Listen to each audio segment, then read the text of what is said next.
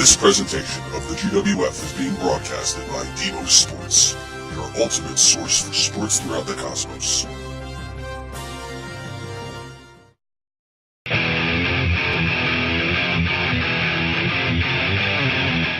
Hello everyone and welcome to the Diamond Ringside Report.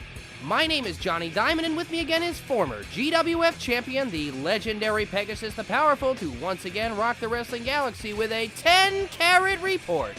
We are here live on Demos, broadcasting all across the triplanetary region, and for those of you who are on Earth, you are listening to us on the one and only Filsinger Games discussion boards. Either way, thank you for joining us. Another pay-per-view and another great night. Surprising night, Diamond. An outcome I was a little afraid of, and a match that stole the show, and finally, in my opinion, also something that a lot of people didn't see coming in more ways than one. I think I know which match you're speaking of, and I'm guessing it's not the opening match, which was for the Women's Championship. Well, no, but I don't want to take anything away from this match. This was one heck of a triple threat match. This really could have gone in any direction. It sure could have. In fact, the last few minutes of the match, each lady had a very close near fall. I picked the champ and you picked Shanra. However, the woman that won this match was just the woman we did not pick, and we have a new women's champion in She-Devil. Hey, if that was extra motivation that gave her the desire to win, good for her. Next was an Infinity Challenge match in the tag team division. Leaders of the Pack, representing Team Dialectus, versus Titan Blood, of course, representing Team Abros. Here was one of the surprises. I cannot believe the referee actually fell for the old Eddie Guerrero style, slam the chair, and throw it into your opponent's hands as the ref turns around. Does he really think Panther Warrior would hit the Betrayer with a chair? I'm surprised the ref called for the bell, even though he didn't actually see Panther Warrior hit the Betrayer with a chair shot. Not to mention, Panther Warrior does not have a rep for breaking the rules. Yeah, I totally agree with you, but the ref's decision is final. Hey, the leaders of the Pack have plenty of opportunities to get that one back. They do indeed. Next match is another Infinity Challenge match for the War Games title. You picked the champ, and I picked the challenger. And I was right. You were this time, although Bloodline dominated this match. Trix comes away with Axe Murderer.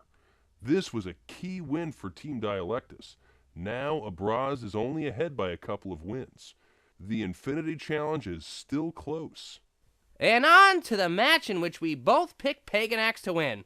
Although, we were both wrong. Which absolutely kills any momentum of an immediate dream match between Endgame versus Pagan Axe.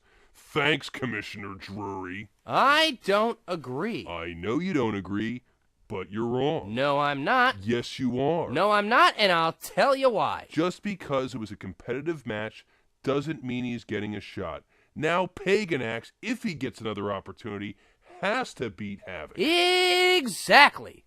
Wait, what? There is going to be a rematch between these two in just a few weeks, when the GWF comes to Phobos. If he wins this match, we could still get our dream match as early as the next pay-per-view, Blood Bash.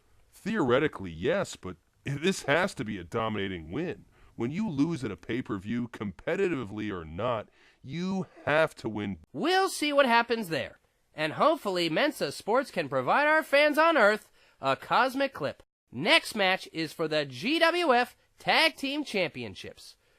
The Gladiators face the Tag Team Champions, Frontal Assault. Russian Turmoil had an opportunity to cement themselves as yet another Aetherin Tag Team Championship team.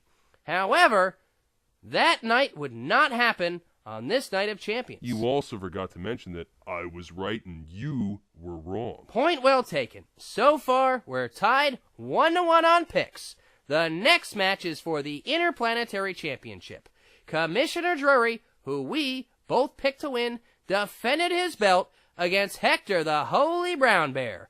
And we were both wrong. The wily assailant wins this match. But not for the title. Drury all but told the ref to disqualify him.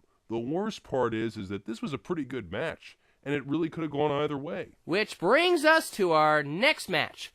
Swarm and Payback meet the Twin Towers of Doom, also ending in a disqualification. I think the 8th Run Overmaster was a little surprised at the ref's decision after drilling Payback in the face with the chair. Does he really think that every ref is biased? Chewy Oda did not seem to care for the blatant chair shot and disqualified the Twin Towers of Doom for their efforts. Good call, Chewy Oda. Rumor has it that the 8th Run Overmaster wasn't very happy with Drury either. Wow. You know, I'm really broken up over it. Yeah, I'm sure you are. Finally, the main event for the GWF Heavyweight Championship. The announcement of this match is once again made possible by our sponsor. The Diamond Ringside Report is brought to you by Vigilantes Punisher Service. Tired of those pesky invaders ransacking your home planet? Well, don't wait for them to kidnap and enslave you. Call the Vigilantes Punisher Services.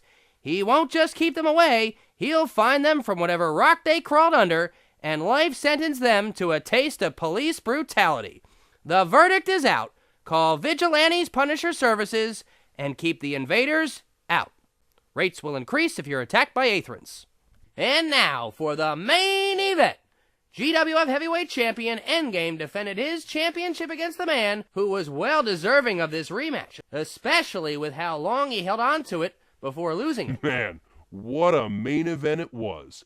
I picked the former champ to win this one, and you picked the reigning champ. And when you say reigning champ, you obviously mean he's still the reigning champion after his victory once again over Incubus. Well, I was going to help set up a little bit better than that, but yeah.